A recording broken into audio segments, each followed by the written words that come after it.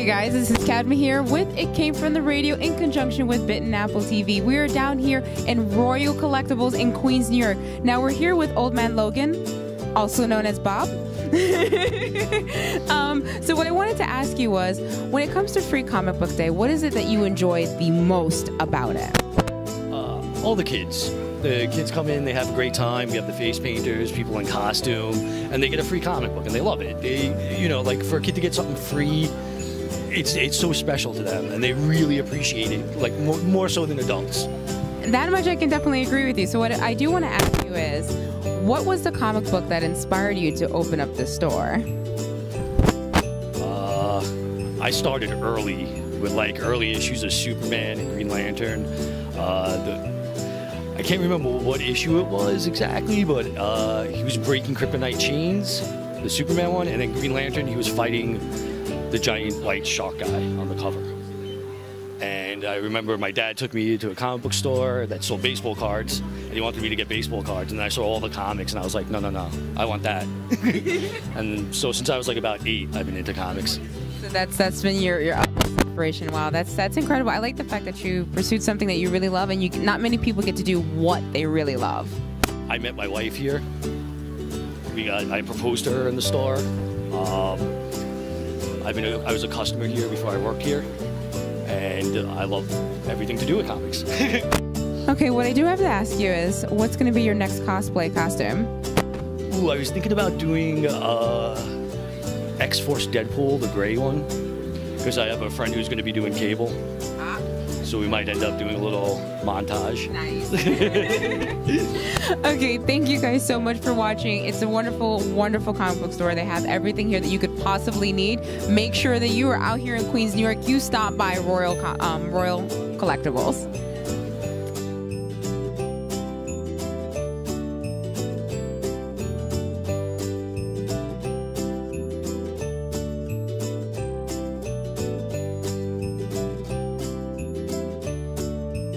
Hey guys, this is Cadma here from It Came From The Radio in conjunction with Bitten Apple TV. Now we're down here in Queens, New York. Collectibles. Now we've managed to get the chance to sit down with Cory Smith and Khary Randolph. Now I did want to ask you guys each, what does Free Comic Book Day mean to you guys individually? I think if anything, it's a good way to kind of connect with the fans, like show off just the love we have for this industry and the medium. Like you see, it's like a beautiful day out here. There's like a bunch of kids. That's kind of like the best thing you can think about or have, because a lot of times when you go in comic book shops, you don't see that many kids in general. So to have kids out here just enjoying what we do for a living is really like a good feeling. That's just give back. Cory? It's a cool event because, like Khary said, you see a lot of kids and families out at things like this, and you get to expose a lot of people who wouldn't normally walk into a comic shop and buy, you know, the latest Spider-Man or Batman title to like check something out for free, you know, and so it represents an opportunity to bring new people into comics, which is always a good thing. So my other question for you boys is, what was the comic that inspired you to become the artist? Cory? I don't know. It's like a tie between Ninja Turtles and X-Men. Really? Yeah. Because I think I really got into Ninja Turtles comics, and I don't think I ever thought of being a Turtles or a comic artist until I found the X-Men. So it's a tough call between those two. Those are the two things I was a big fan of when I was a kid. Was it Phoenix or Storm that did it?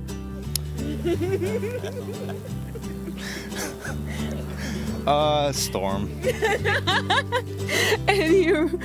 I mean, I think similarly, like Ninja Turtles had a big impact on me when I was a kid, but it never occurred to me that I wanted to get into comics actually until Image Comics came out in '92 or so, because there was something about all those books coming out at one time with all the vibrant colors and just the energy that came forth from it made me kind of consider, like, I basically wanted to be a rock star like those guys. I thought those guys were cool as hell, and I wanted to be like Rob Liefeld, and I wanted to have like a jeans commercial. And I mean, none of that has happened and probably won't, but that inspired me to kind of want to take it to the next level and do this as a profession. You guys have some really awesome answers there. I won't lie, I'm a little favorited because it's of a storm. I feel like storm's a good motivation. Okay, so for people who want to be inspired by you guys, by your work, where can they find you? I mean, pretty much any social media you can imagine. I'm on Twitter, I'm on Instagram, I'm on Facebook, I'm on Tumblr. Pretty much anything except for Snapchat you can find me on. So just Khary Randolph, one word, and you can follow all the various things that I do on there, on any one of those platforms. Except Snapchat. Okay, so everywhere else but Snapchat. And Cory? I'm on Twitter and Instagram. It's C Smith Arts. I think it's the same on both. I haven't checked my Instagram in a while, but that's where you can find me online. Okay, thank you guys so much for this interview. I'm very excited to sit here with you guys, watching the whole commotion, getting the kids involved, and seeing families, and basically just nerding out, really.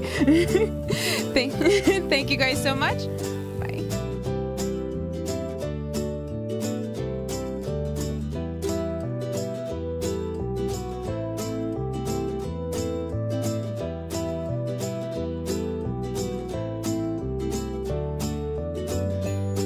Hey guys, this is Cadma here from It Came From the Radio in conjunction with Bitten Apple TV. Now we're here for Free Comic Book Day. We are here in Royal Collectibles out here in Queens, New York. Now we do have the luxury of sitting down talking with Dave Fox, and of course I saw this book.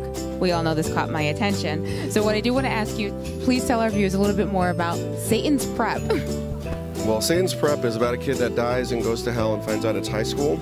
The 9 periods of the day are the 9 levels of hell, and he has to get a 65 passing grade to get to purgatory. That sounds very much like high school. So what I want to ask you, what was the inspiration for that? What was the hellish high school experience you had? Well, I actually did not write this. I co-created it with the writer, but the writer pretty much thought of the whole concept, came to me, and I loved the idea. I thought I could really knock out some great drawings with it. I thought the idea was really something that had legs to it. My high school experience was pretty boring, actually. I don't know if it's interview worthy. I went to a lot of different schools because I wasn't very happy in many schools. But I pretty much, I had my little circle of friends, and we read comics, and I drew, and I played music, and I think playing in the band kind of counteracted the comic book collecting stuff, so I was never really put under any kind of hell, but I kept my head down. So basically you've been doing this for a long time, and it just kind of just kept inspiring. When it comes to you being as an artist, what comic book really inspired you to really start drawing? Well, when I was a kid, I was always a huge Spider-Man fan. I love that he was from my neighborhood. I grew up in Queens. I actually grew up in Regal Park, one neighborhood over from Forest Hills. I like that he didn't have a lot of money. I was from a middle-class family, and I like that he was just your average kid that was kind of picked on, and then was able to really help people, though, with these, fantastic powers. It was such a great fantasy. So that was the book that I started reading, and when I was reading it, you had guys like Eric Larson on it, and he was really one of my first influences.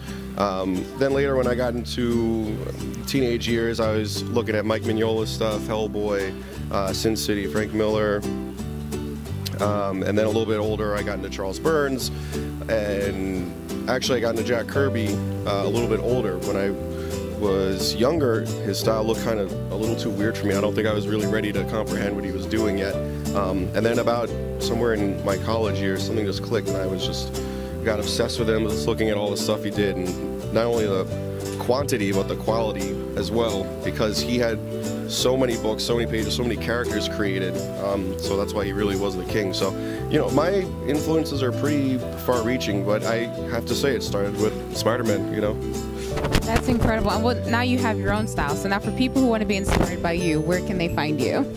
You could go to DaveFoxArt.com. You could go to my Instagram, which is also Dave Fox Art. Facebook is Dave Fox Art. Twitter, Dave Fox Art. I also have a band. We're Dead on a Friday. Because besides comics, my other passion since I was 15 was punk rock. We've been a band for quite a long time, so you can go to downonafriday.com as well. And, you know, a lot of it intersects. A lot of the comic conventions I do, I sell CDs and I meet a lot of music fans. And at shows, I meet a lot of comic book fans, so I actually started bringing these to shows too. So it's pretty cool cross-section of people who are kind of off the beaten path. This is all just met. Are you going to be at New York Comic Con? We will see. I'm going to apply soon. I hope to see you there. We plan on being there, running around like crazy. I'm actually going to be getting this book today. I do actually love this because for me, high school was hell. Thanks, Mom. But otherwise, thank you guys so much. Make sure you be sure to check out Dave Fox Art. Check it out. Get yourself inspired. You could be the next one making your own comic book as well. Bye.